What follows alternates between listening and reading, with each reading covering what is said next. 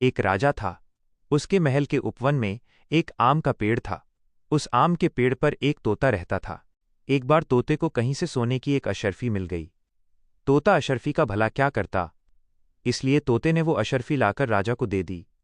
तोते को लगा कि राजा उसे धन्यवाद देगा, लेकिन राजा ने उससे कुछ नहीं कहा। इसके बाद राजा जब अपनी राजसभा में पहुंचा तो अपने सभासदों को अशर्फी दिखा दिखाकर कहने लगा कि ये देखो, मेरे पास कितनी सुंदर और कितनी कीमती अशर्फी है। ये आपको कहाँ से मिली? एक सभासद ने पूछा। ये मेरे पुरखों के समय से मेरे पास है, राजा ने झूठ बोलते हुए कहा। जब इस बात का पता तोते को चला तो उसे बहुत क्रोध आया कि राजा ने सभासदों को ये क्यों नहीं बताया कि ये अशर्फी एक तोते ने दी है। तोते ने राजा के पास जाकर उससे झूठ बोलने का कारण पूछा।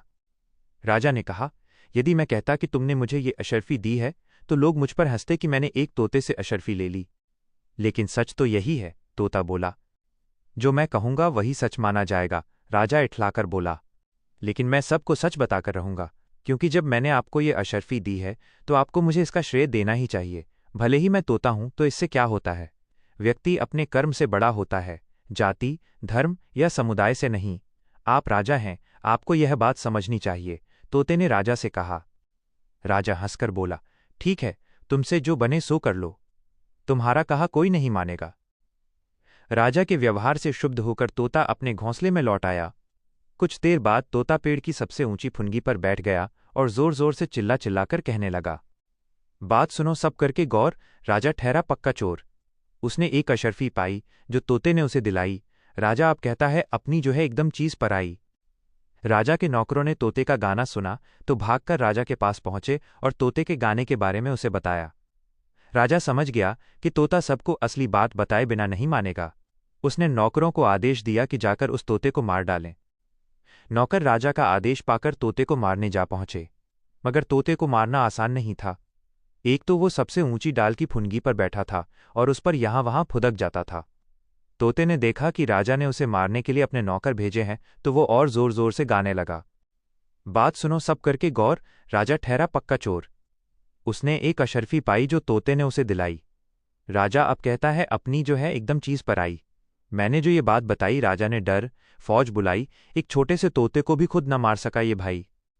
राजा के नौकरों ने तोते का गाना सुना तो भागकर राजा के पास पहुंचे और तोते के गाने के बारे में उसे बताया। राजा को बहुत गुस्सा आया। उसने स्वयं जाकर तोते को मारने का निश्चय किया। वो ढाल तलवार लेकर निकला। तोते ने देखा कि राजा उसे मारने के लिए तलवार और ढाल लेकर आया है तो वो और जोर जोर से गाने लगा, बात सुनो सब करके गौर, राजा ठहरा पक्का चोर। उसने एक अशर्फी पाई जो तोते ने उसे दिलाई। राजा अब कहता है अपनी जो है एकदम चीज पर आई। मैंने जो ये बात बताई, राजा ने डर फौज बुलाई, एक छोटे से तोते को भी खुद न मार सका ये भाई, अब होगी उसकी जगत हंसाई। इस पर नौकरों ने राजा को समझाया, महाराज, एक छोटे से तोते को मारने के लिए ढाल तलवार की क्या आवश्यकता, उसे तो गुलेल से मार गिराया जा सकता है। राजा को नौकरों की बात पसंद आई। उसने गुलेल उठाई और जा पहुंचा पेड़ के नीचे। तोता दिखते ही राजा ने गुलेल से निशाना साधा और गुलेल चला दी। तोता तो फुदक कर दूसरी डाल पर जा बैठा, लेकिन गुलेल का कंकड़ डाल से टकराकर पलटकर राजा को आ लगा। इस प्रकार नन्हे से तोते ने राजा को उसके झूठ का दंड दे दिया।